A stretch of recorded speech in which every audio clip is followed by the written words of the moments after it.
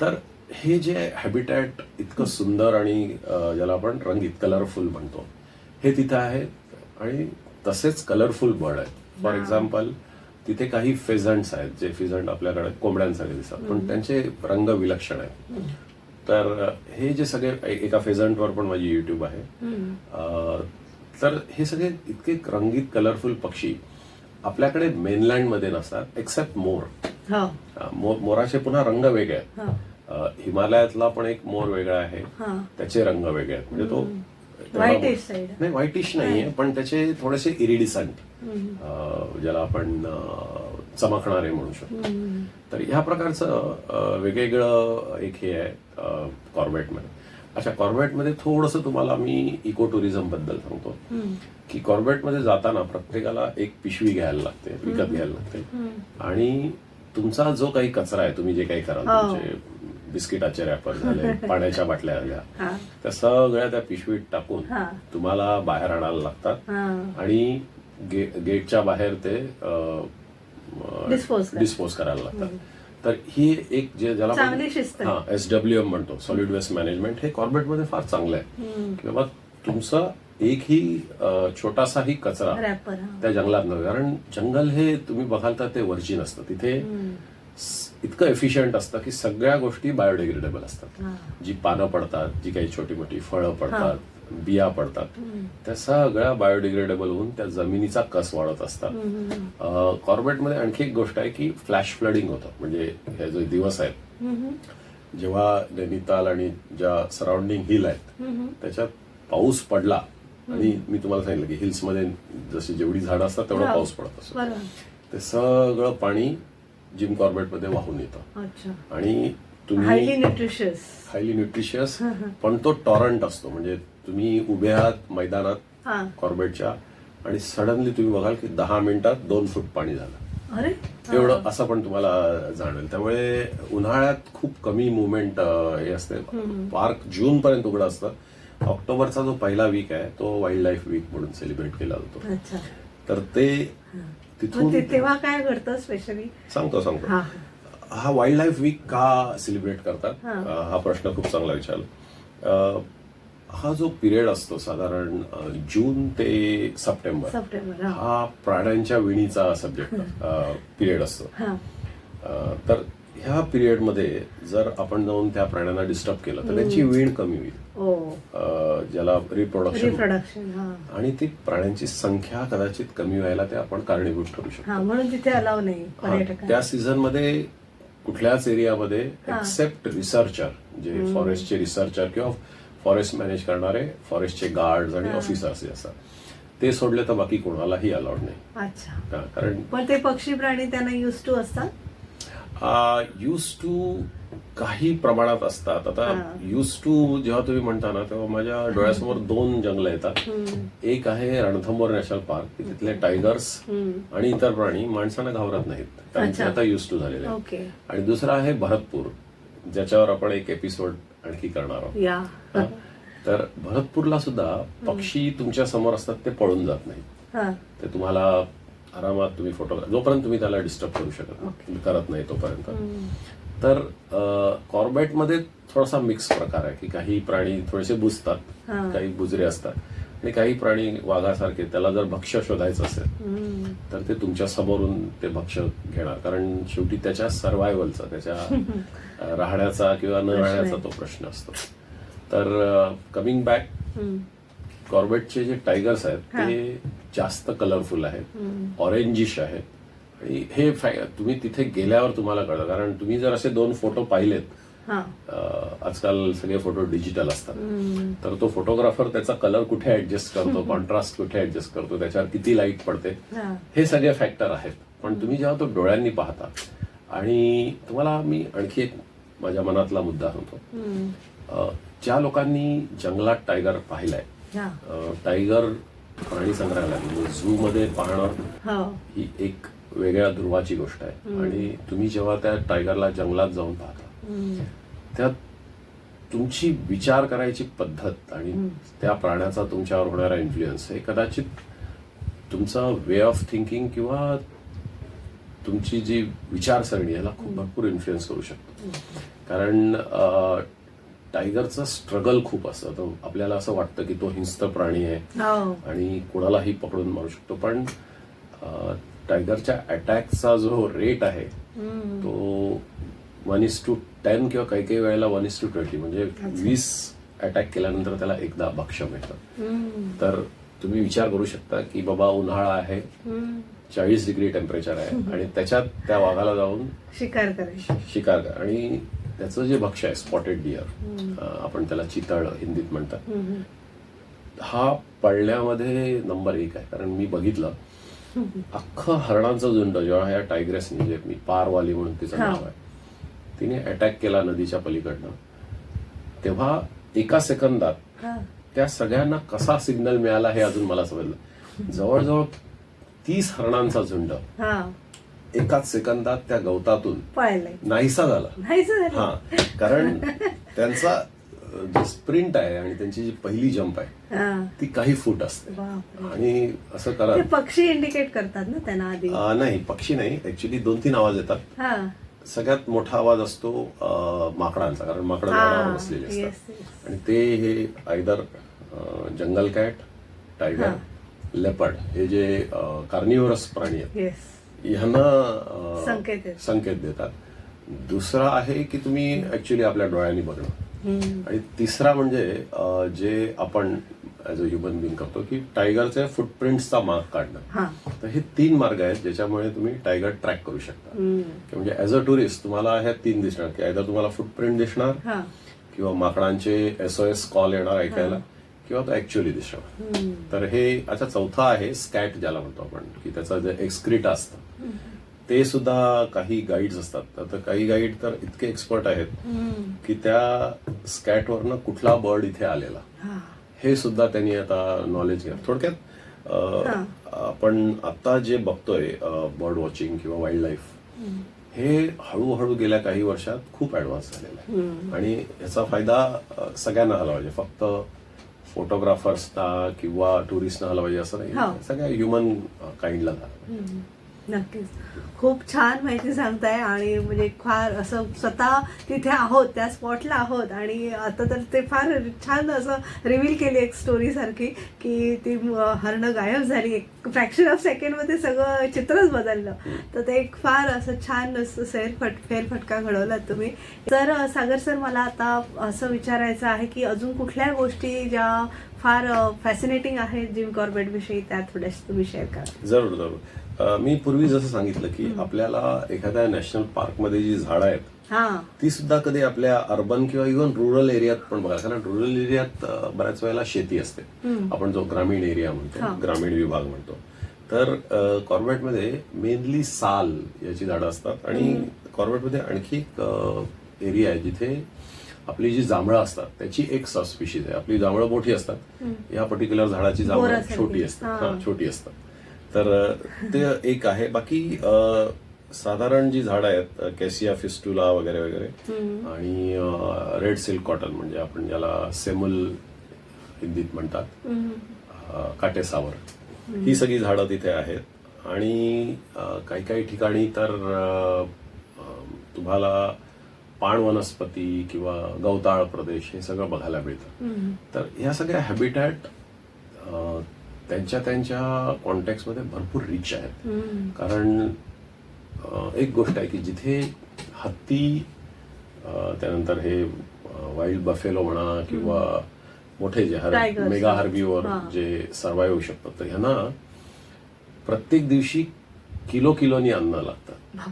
तर ते हे सगळं प्रोव्हाइड करायचं. आणि त्यात पुन्हा मग जी सेकंड लेअर असते, इनफॅक्ट हा सगळा विषय कदाचित आपल्या फूड चेनकडे चाललेला आहे, की बाबा याच्यात पुन्हा आपण वाघाचं महत्व काय हे बघूया. तर ज्या जंगलात वाघ असतात त्या जंगलाचा जो बायोडायव्हर्सिटी आणि रिचनेस हा खूप हाय असतो. आता तुम्ही इमॅजिन करा की तुम्ही एखाद्या जंगलातले सगळे वाघ काढून दिलेत किंवा पोचर्स नेऊन मारून टाकले, तर त्याचा काय परिणाम होतो. तर त्याचं जे भक्ष्य आहे, म्हणजे फूड चेनच्या खाली जे आहेत, स्पॉटेड डिअर, त्यानंतर तुमचे सांबार, ते वाढणार आणि ते सगळं तुमचं गवत आणि सगळे जे झाडांच्या साली आहेत ते खाऊन टाकणार. आणि ज्या वेळेला तुमचं गवत आणि झाडं गायब व्हायला सुरुवात होईल तेव्हा जी त्या जंगलाची टॉप सॉईल आहे जी खूप फर्टाईल आहे, कारण त्या टॉप सॉईलवर वर्षानुवर्ष त्या झाडाची पानं पडून ती सगळं त्यांचं डिग्रेडेशन होऊन एक रिच खत तयार व्हायचं, ते सगळं वाहून जाणार आणि मग त्या जमिनीवर नंतर काही उगवणार नाही. थोडक्यात तुम्ही जर एखाद्या जंगलातनं वाघ काढला तर हळूहळू त्याचं डेझर्ट व्हायला वेळ नाही लागणार. हा फरक आहे. मला वाटतं आपण कधीतरी वाघावर एक वेगळं सेशन करूया. वाघ हा खूप काय म्हणतात इंटरेस्टिंग, आणि आपण कदाचित वाघाला समजून घेण्यासाठी जितकी चर्चा करू तितकी कमी आहे. कारण इव्हन मला वाटतं हत्तीवर सुद्धा ना. हो हो हा, कारण हत्ती सुद्धा फार लहान मुलांपासून मोठ्यांना आवडणारा असा विषय आहे. बरोबर बरोबर.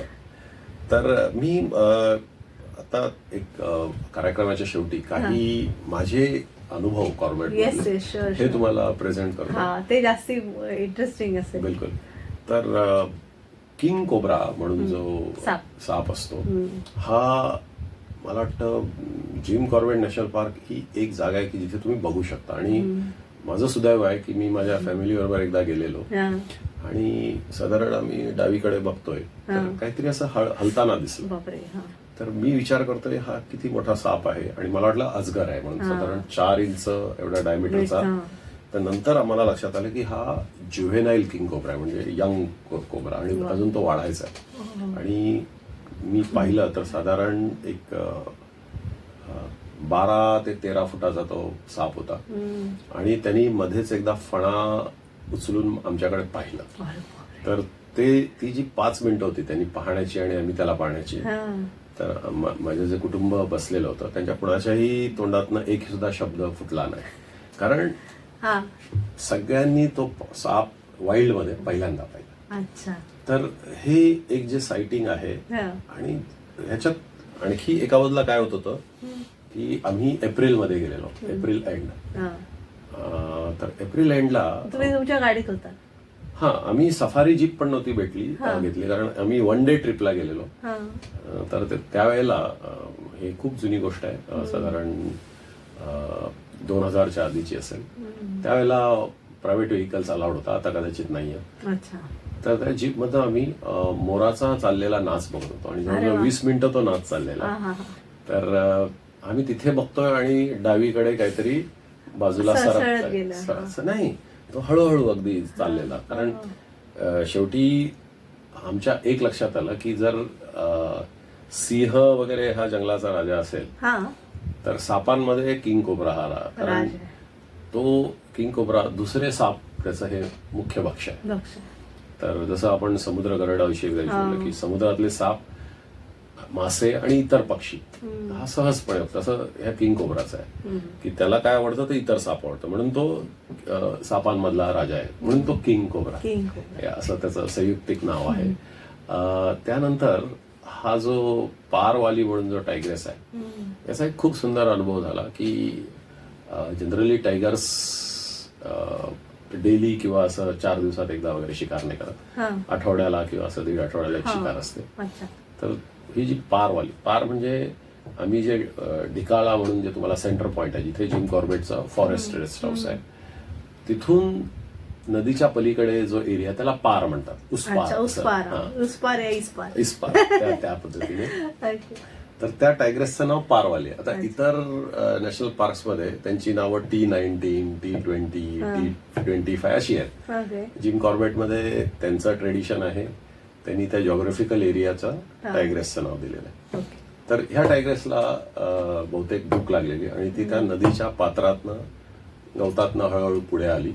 आणि आम्ही सगळे बघतोय साधारण 1-1.5 किलोमीटरवरनं. आणि माझं सुदैव होतं की मला हे सगळं कॅप्चर करायला मिळालं कॅमेऱ्यामध्ये. आणि ती टायग्रेस मग नदीतनं पुढे आली आणि तिने बघितलं की गवताच्या पलीकडे स्पॉटेड डिअरचा एक मोठा 25 ते 30चा एक झुंड. मग आम्ही त्या गवताच्या पलीकडे गेलो आणि तो अटॅक आमच्या डोळ्यांनी पाहिला. पण एक गोष्ट तिथे आम्हाला लक्षात आली की जर टायग्रेसकडे अटॅक करायची पॉवर आणि जे कॅमोफ्लॉज होऊन लपत यायचं तर हरणांना लास्ट मिनिट नोटीस म्हणजे कुठल्या तरी हरणाने बघून तो एक आवाज केला आणि आवाज केल्यानंतर पुढच्या एका सेकंदात तो हरणांचा अख्खा कळप त्या ग्रासलँड मधनं आमच्या समोर अक्षरशः एखाद्याने Vanish झाला. हा हवेत उडावत असे ते उडाले. म्हणजे त्यांच्या ज्या ह्या होत्या लिप्स होत्या त्या प्रचंड मोठ्या होत्या. तर हा एक कॉर्बेट मधला चित्तथरारक आणि न रोमांचकारी. आणि तो मला कॅप्चर करायला मिळाला हे माझं भाग्य आहे. कारण पण मग तिला मिळालं का? हरिण नाही, मिळालं? नाही, एकही नाही मिळालं. नाही, अरे बाप. मी हेच सांगतोय की टायगर्सचा जो सक्सेस रेट आहे तो 10:1 किंवा 20:1 आहे. तर त्यामुळे हे आहे. पण तुम्हाला अटॅक फक्त बघायला मिळाला. कारण खूप कमी फोटोग्राफर्स आहेत की ज्यांना ऍक्च्युअली टायगर किल करतोय हे बघायला मिळालं. तर किलच्या आधीचं स्टेज आहे की अटॅक. तर ते अटॅक बघायला मिळणं हे पण मोठी गोष्ट आहे. त्यानंतर मी बरीच वर्ष हत्तींचं मला कुठं चांगलं व्हिडिओ फुटेज मिळालं. तर कॉर्बेट ही जागा आहे की जिथे तुम्हाला हत्ती मिळू शकतात. त्यानंतर विंटरमध्ये कॉर्बेट वेगळं कसं असतं हे सांगतो मी. जगातला सगळ्यात मोठा रेप्टाईल की जो घडियाल म्हणून एक असं नाकावर घड्याळासारखं एक हे असतं तो आहे, ज्याला आपण मराठीत सुसर म्हणतो. मगर आणि सुसर. तर ते सुसर तिथल्या नदीतले मासे वगैरे खातात. तर त्याचं असं स्नाऊट खूप लांब असतं. तर ह्या सुसरी तुम्हाला हिवाळ्यात कॉर्बेटमध्ये पाणथळ्याच्या कडेला वगैरे बघायला मिळतात. त्यानंतर आणखी एक ज्याला आपण खूप चांगलं सायटिंग, आणि ह्याच्यात मी असं नाही म्हणत की खूप रेअर ॲनिमल होता. आपले साधे रेड व्हेंटेड बुलबुल म्हणजे ज्याला मराठीत लाल बुड्या बुलबुल म्हणतो. आम्ही ह्या राळमंगा नदीच्या एका किनाऱ्याला गेलो आणि तिथे आम्ही जीप थांबवल्यावर मला असं लक्षात आलं की आजूबाजूला गवताच्या ज्या काड्या आहेत सुकलेल्या विंटरमध्ये त्याच्यावर जवळजवळ 50 रेड व्हेंटेड बुलबुल बसलेले आहेत. आणि ह्या सगळ्या मला सराउंडिंग केलेलं आहे यांनी, घेरलेलं आहे. आणि त्यांचं सकाळी ते सगळं ज्याला आपण हिंदीत चहकणं म्हणतो आवाज चाललेला होता. तर माझ्या मते मला जर कोणी विचारलं की बाबा वाईल्ड लाईफ मोमेंट तुझ्या लाईफमध्ये आयुष्यात काय असतील तर मी हे एक म्हणेन. कारण कधी तुम्हाला 50 रेड व्हेंटेड बुलबुल एकत्र तर हे, आणि ते त्यांच्या हॅबिटॅटमध्ये सकाळचं त्यांचं चिरपिंग ज्याला म्हणतो ते चाललेलं. तर हे कॉर्बेटचे काही अविस्मरणीय म्हणू शकतो आपण. त्या सापाचं राहिलं. साप मग काय झालं? तो निघून गेला. फक्त त्याचं वैशिष्ट्य एवढंच होतं की तुम्हाला म्हणजे जंगलात किंग कोब्रा बघणं किती दुरापास्त असतं. मी एक टुरिस्ट मला माहिती आहे, फॉरेन टुरिस्ट आहे, आणि तो किंग कोब्रा सँच्युरी कर्नाटकमध्ये आहे. तिथे येतो 4 वेळा तो विमानाने आला, मँगलोरला उतरला, त्या किंग कोब्रा सँच्युरीत आला, 3-4 दिवस राहिला, किंग कोब्रा दिसला नाही, पुन्हा गेला, पुन्हा 3 वेळा आला. तर हे खूप खूप रेअर भाग आहे. त्यामुळे आम्हाला सहज दिसला. आमचं नशीब आहे. आणि एक विचारायचं होतं, जेव्हा तुमचा त्या किंग कोब्रा बरोबर असू दे किंवा त्या वाघिणी बरोबर असू दे आय कॉन्टॅक्ट झाला, तेव्हा कधी कधी असं होतं की ते स्वतःला आपल्याला अटॅक करायला येतील का? कारण ते भक्ष्य शोधत असतात आणि आपण त्यांचं भक्ष्य झालं तर ही एक मनात भीती असते. तर ती तुम्हाला वाटली का तेव्हा या दोन्ही प्रसंगामध्ये? हा जो पर्टिक्युलर गोष्ट आहे ना की सापांनी आपला बळी घेईल, ऍक्च्युली याच्यात मी असं म्हणेन की लोकांचा दोष नाही. आपल्याकडे मराठी, हिंदी आणि इतर जे भाषातले मूव्हीज आहेत हे कमर्शियल आहेत. आणि ह्या लोकांनी नागिन वगैरे सारखे चित्रपट काढून सापांविषयी गैरसमज जास्त हे केले. कुठलाही प्रकारचा साप कुठलाही दुःख धरत नाही. पण आय कॉन्टॅक्ट झाल्यावर तो एकदम तुमच्या आपला हा काय विरोधी आहे असं वाटू शकतं ना, किंवा हा आपल्याला अटॅक करायला आला आहे असं वाटू शकतं. कुठलाही साप जो नागाच्या जातीतला आहे तो जो फणा काढतो किंवा रसेल स्वायपर म्हणून जो वायपर आहे तो फुस करून जोरदार आवाज करतो, हे त्यांच्याकडनं आपल्याला वॉर्निंग असते. जसं आपल्याकडे गावही तुम्ही बघाल की लोक काठी घेऊन जातात आणि ती काठी आपटत जातात. तर सापाला कान नसतात, जमिनीतले व्हायब्रेशन काठीमुळे येणारे. तर हे आपले जे जुनी पिढी आहे ह्यांनी हे अभ्यास करून की बाबा तुम्हाला साप चावू नये किंवा एखादा साप तुमच्या पायाखाली येऊ नये. असं गरज नाही की तुम्हाला बाईट होईल. कारण 70% मला वाटतं सापांवर आपण एक वेगळा एपिसोड करूया. 70% जे साप आहेत साधारण भारतात ते नॉन वेनमस आहेत. तर तुमचा जर पाय एखाद्या सापावर पडला तर 70% चान्सेस असे असतात की Non-poisonous. नॉन वेनमस राहतात. अच्छा. पॉइझन आणि वेनम मध्ये काय फरक आहे की पॉइझन जे आपण रॅट उंदराला हा, हा, टाकतो ते पॉइझन poison. आणि जे सापाकडे जे असतं ते हा. वेनम आहे. तो Venom जेव्हा आहे. तुम्हाला चावतो आणि तुमच्या ब्लड स्ट्रीम मध्ये जातं तेव्हा ते तुम्हाला अफेक्ट करतो. तुम्हाला आयदर यू कॅन डाय किंवा तुम्हाला आजारी होऊ शकता तुम्ही. तर ते वेनम झालं. तर त्याचं जे हे होतं की तो वॉर्निंग करत होता की तुम्ही आणखी जवळ येऊ नका, मी इथून चाललोय म्हणून. तर ते त्याची सिक्युरिटी हे त्याचं Security, वा, वा. तर हा जो अनुभव होता त्यांनी जे फणा काढून बघणं आणि आम्ही घाबरणं हा चित्त थरारक होता. कारण कधीही मला स्वप्नात वाटलं नव्हतं की एखाद्या जंगलात मला किंग कोब्रा जुवेनाईल का होईना तो दिसेल दिसेल. आणि तो फणा काढून माझ्याकडे बघेल म्हणून. हो. मस्त, खरंच खूप छान. आणि हा पॉडकास्ट सुरू केल्याबद्दल तुमचे मनःपूर्वक आभार. आणि निसर्गाच्या कुशीतच्या दुसऱ्या भागात आपण नक्कीच भेटूया सागर म्हात्रे सरांबद्दल. आज आपण निसर्गाच्या कुशीत जाणून घेतलं जेम्स कॉर्बेट या अभयारण्याबद्दल, ज्यात आपण हत्ती, वाघ आणि सापांविषयी जाणून घेतलं आणि बऱ्याच गोष्टी जाणून घेतल्या. तर नक्कीच ही सफर तुम्हाला आवडली असेल अशी आशा व्यक्त करतो. सागर सर, तुमचे मनःपूर्वक आभार. आणि पुन्हा भेटूया पुढच्या निसर्गाच्या कुशीतच्या पॉडकास्टमध्ये. मी तेजस्विनी आपला निरोप घेते. धन्यवाद. बाय. धन्यवाद.